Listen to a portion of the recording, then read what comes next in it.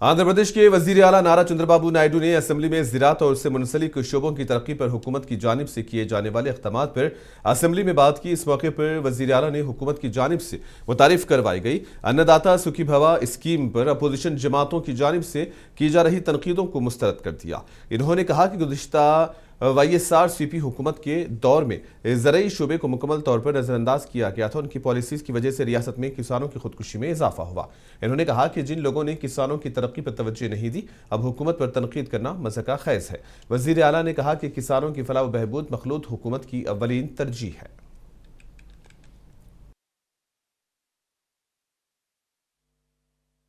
నేను ఎక్స్‌ప్లెయిన్ చేయాలనుకుంటున్నాను। అధ్యక్ష, వ్యవసాయం చూస్తే మన రాష్ట్రం ముఖ్యంగా వ్యవసాయం పెద్ద ఎత్తున సాగు చేసే రాష్ట్రం।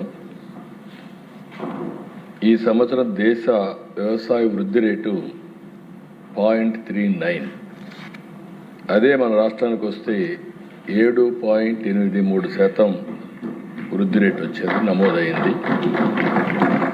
ఇంకో పక్కన దేశ మన జనాభా రఫ్గా 4.2%, ఇండస్ట్రీ కానీ సర్వీస్ సెక్టర్ కానీ దానికంటే తక్కువే ఉన్నాం। కానీ వ్యవసాయంలో మాత్రం నేషనల్ జీడిపిలో 10% కాంట్రిబ్యూట్ చేసే ఏకైక రాష్ట్రం, అంటే మోర్ దెన్ డబల్। ఇది చూసినప్పుడు అధ్యక్ష, మనం వ్యవసాయాన్ని గడిచిన 5 సంవత్సరాల్లో అన్ని तमिलनाडु के साबिक वज़ीर आला पन्नीर सेल्वम वज़ीर आला स्टालिन की मौजूदगी में DMK में शामिल हुए। इन्होंने अपने बेटे और हामियों के साथ DMK में शमूलियत इख्तियार की। वज़ीर आला स्टालिन ने उनका पार्टी में इस्तकबाल किया और पन्नीर सेल्वम ने DMK में शामिल होने पर खुशी का इजहार किया। इस मौके पर इन्होंने AIADMK के सरबराह पर तनकीद की।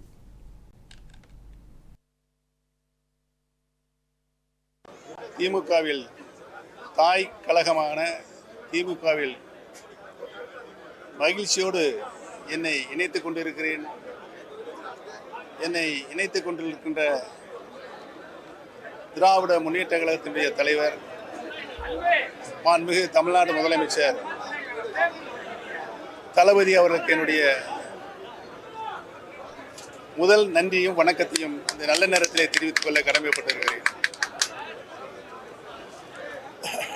இன்றைக்கு அரசியலில் अन्ना घाटिया वली, कलंगर घाटिया वली। तेलंगाना के नायब वजीर आला भट्टी विक्रमार्का ने आंध्र प्रदेश के वजीर आला नारा चंद्रबाबू नायडू से उनके कैंप ऑफिस में मुलाकात की। इस मौके पर नायब वजीर आला भट्टी विक्रमार्का ने उनके बेटे की शादी का दावतनामा पेश किया और अगले माह की 5 तारीख को हैदराबाद में मुनक्किद होने वाले उनके बेटे की शादी की तकरीब में शिरकत करने वजीर आला चंद्रबाबू नायडू को दावत दी। इस मौके पर तेलंगाना के वजीर श्रीधर बाबू भी मौजूद थे।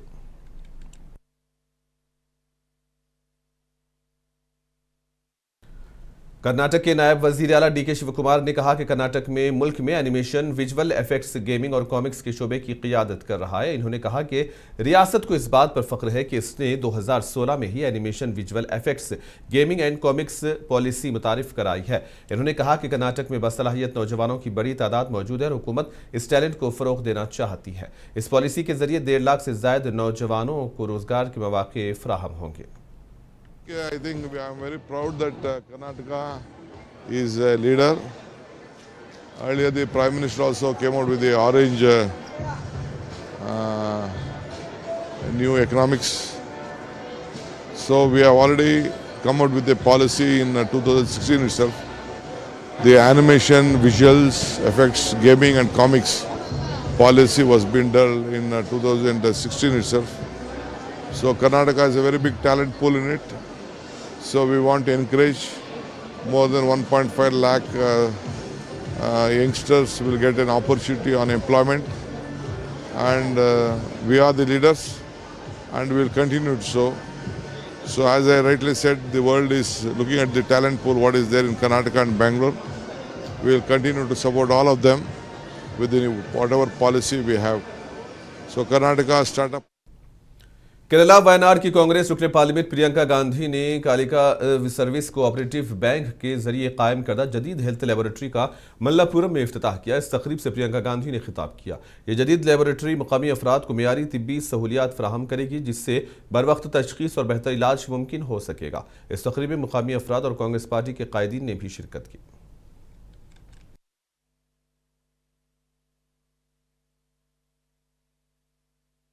who have made a lot of effort to make this possible. So I wish all of you all the very best. I hope you make full use of the facility. I saw inside that there's some really modern equipment and that the ladies who are here to take care of you and to take your blood tests and process them seem to be very efficient and nice. So I hope it will be very useful to you. Karnataka के वजीर प्रियांक खरगे ने कहा है कि NCERT के ताज़ा मामले में अदालत ने अपनी कार्रवाई को जायज़ करार दिया है। ताहम अदलिया की जानिब से ज़्यादा फ़आल रवैया निसाबी किताबों में गलत मालूमात के फैलाव को रोकने में मददगार साबित होगा, क्योंकि निसाब में तब्दीलियाँ मुल्क के समाजी ताने बाने को नुकसान पहुँचा रही हैं। No. While what the court has justified what it has done, a little more proactiveness from the court would also help. A lot of misinformation that is being put up in our textbooks, whether it is altered history, whether it is mythology being passed as history, or even the scientific temperament of the society coming down, or even the social fabric of the country.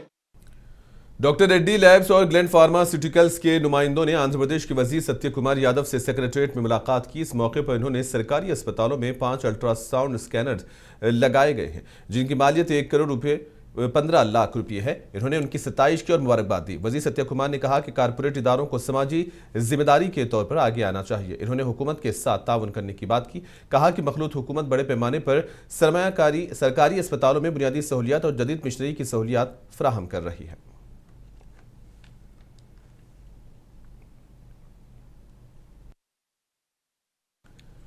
Tamil Nadu assembly इंतखाबात 2026 की तैयारियों के सिलसिले में chief election commissioner Gyanesh Kumar ने चेन्नई में press conference से खिताब किया। इन्होंने कहा कि इलेक्शन कमीशन आज़ाद, मुनसिफाना और शफाफ इंतखाबात के इनेकाद के लिए पूरी तरह से तैयार है। चीफ इलेक्शन कमिश्नर ने बताया कि इलेक्शन कमीशन ऑफ इंडिया ने रियासत में वोटर लिस्ट की नजर सानी, पोलिंग स्टेशन की तैयारी और सिक्योरिटी इंतजाम का जायजा मुकम्मल कर लिया है। इन्होंने यकीन दहानी कराई है कि इंतखाबी अमल के दौरान ज़ाब्ते अखलाक पर सख्ती से अमल दरामद किया जाएगा।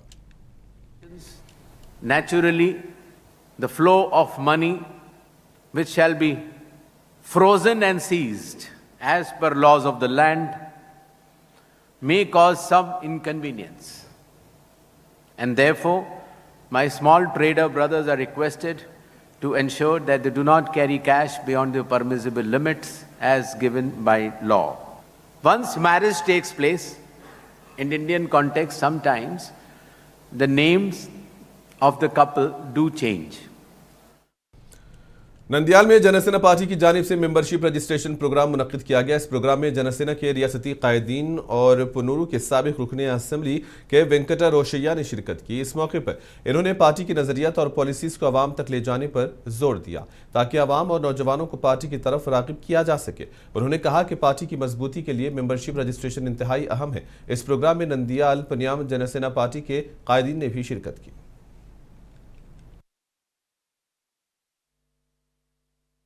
అధికారం వచ్చిన తర్వాత అవతల వాళ్ళు ఏం చేస్తున్నారో మీరు చూశారు.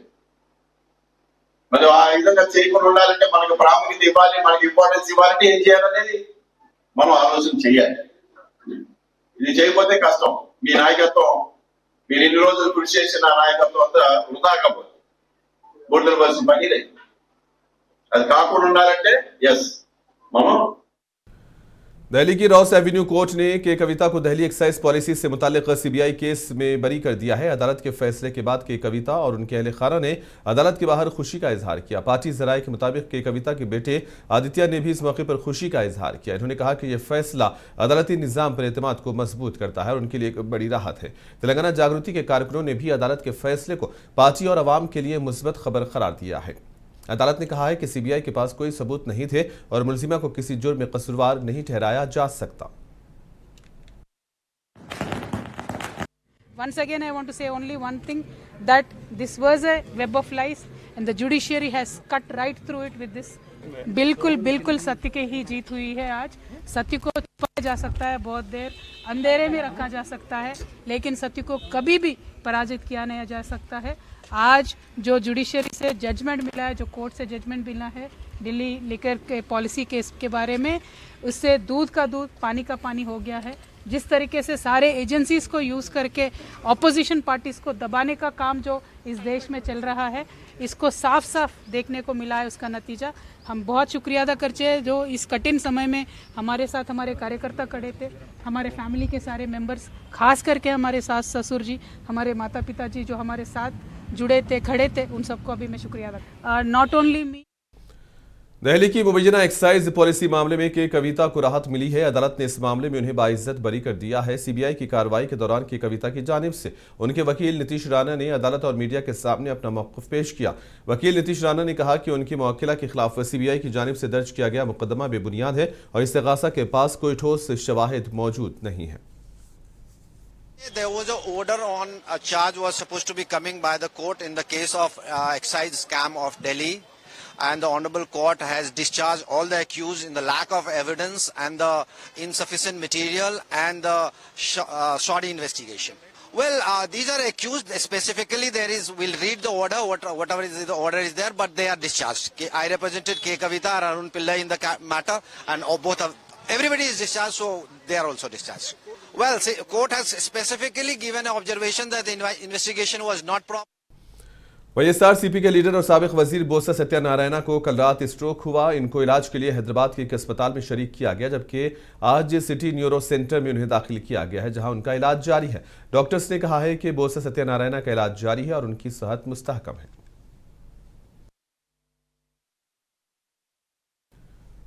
वाईएसआर कांग्रेस पार्टी के लीडर व साबिक वजीर अमरनाथ ने अनकापल्ली के कलेक्टर के खिलाफ सीबीआई इंक्वायरी करवाने का मुतालबा किया। इन्होंने कहा कि अनकापल्ली में वाकई 100 करोड़ रुपए की जमीन पर गैर कानूनी कब्जा करने की साजिश की जा रही है। इन्होंने अनकापल्ली कलेक्टर की जानिब से गुज़िश्ता 20 महीनों में लिए गए फैसलों की तहकीकात करवाने पर भी जोर दिया है।